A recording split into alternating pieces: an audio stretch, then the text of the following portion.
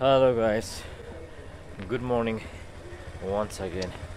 अन्त आज चाहिँ ड्युटी जाँदैछु ड्युटीतिर अनि जनवरी 4 तारिक 2026 आजको दिन पनि एकदमै जाडो छ। गाडीमा जाउँ भनेको थिएँ but I decided to walk है, किनभने जाडो छ अहिले होइन।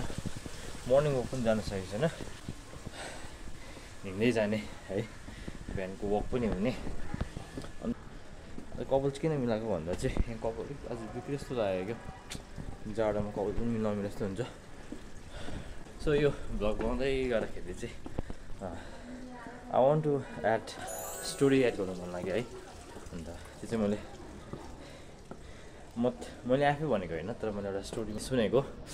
अनि त्यो स्टोरी चाहिँ रिलेटेड अबाउट फ्यामिली के हुन्छ नि, छोराले चाहिँ बाउलाई क्वेसन गर्छ क्या, बाबा तपाईँलाई आमा पनि उभिरहेको हुन्छ होइन, सबैजना हुन्छ फ्यामिली। अन्त त्यो पिरियडमा त सोध्छ क्या छोराले बाउलाई, डोनाक छोराले,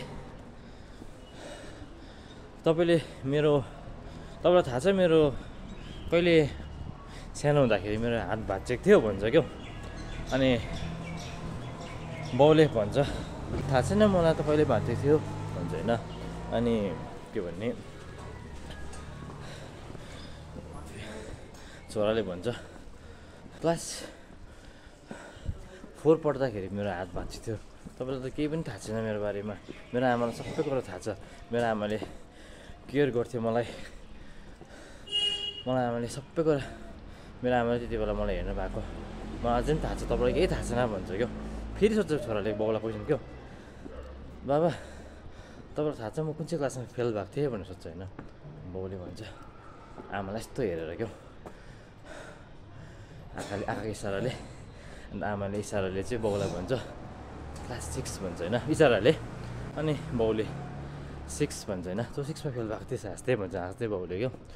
अनि छोराले देख्यो रिसले अब छोराको, तपाईँलाई त्यो पनि थाहा छैन म कहिले कुन चाहिँ क्लासमा फेल भएको थिएँ, आमालाई सबै त्यो पनि तपाईँलाई आमाले भन्दैछ भन्छ नि क्या।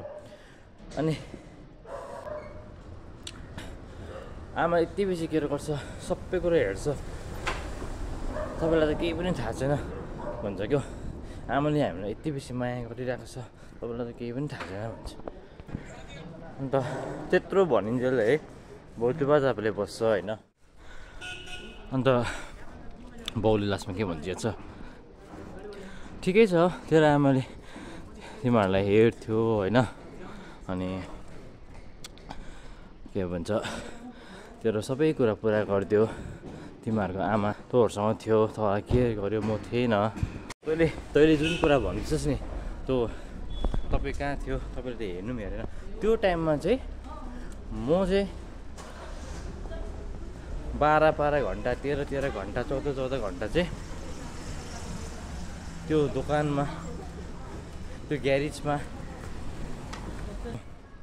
तँहरूकै लागि मैले आफ्नो जाडो पनि नभने गरम पनि नभने बिहान बेलुका 12 घन्टा 13 घन्टा 14 घन्टा 16 घन्टा काम गर्दै थिएँ तँहरूकै लागि भन्छ क्या।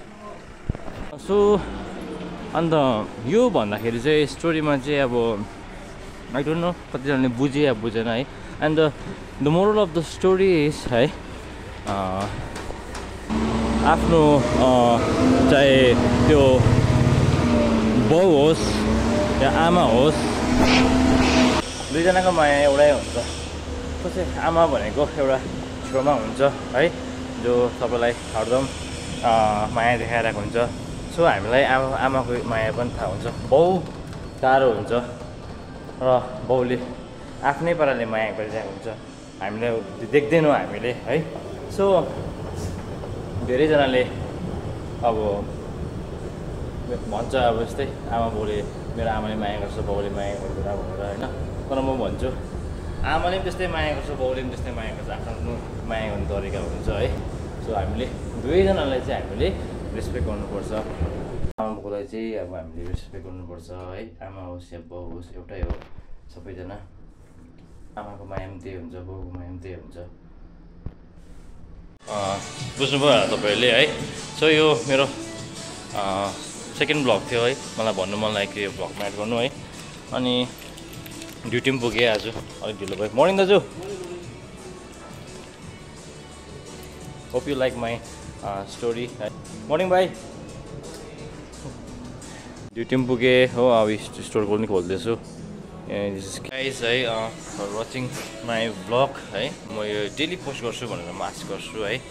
इट्स अ ड्युटी टाइम है। सब्सक्राइब गरिदिनुहोस् होला if you like my this kind of videos है। अनि इफ तपाईँले पनि लाइक गरिदिनु भयो भने होइन, मलाई पनि मोटिभेट हुन्छु है, म इन्सपायर हुन्छु, म अझै भिडियो बनाउन सक्छु। म त्यो क्राउडमा गएर पनि म बनाउन सक्छु है, new different types of blogs है। अनि please do like and subscribe, share त भन्दिनँ है, मन पऱ्यो भने लाइक गरिदिनुहोस्, सब्सक्राइब गरिदिनुहोस् है।